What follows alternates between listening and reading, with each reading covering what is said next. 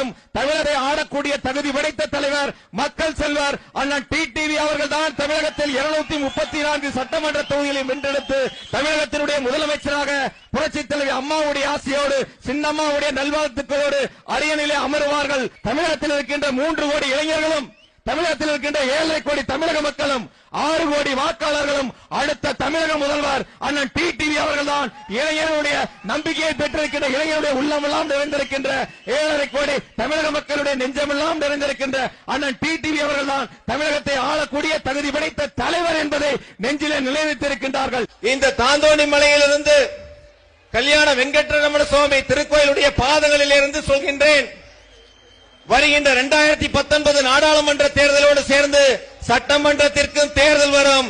234 தொகுதிகளையும் வென்று தமிழக தலைவர் தளபதி அவர்கள் முதலமைச்சராக நாற்காலியிலே அமருவார்கள். மக்களுக்கு நல்லாட்சி தர வேண்டும் என்று சொன்னால் அது அன்பிற்குரிய தளபதி அவர் ஒருவரால் மட்டுமே முடியும் என்பதை தமிழகத்தில் இருக்கின்ற 3 கோடி இளைஞர்கள் நெஞ்சிலே நிலைநிறுத்தியிருக்கின்றார்கள்.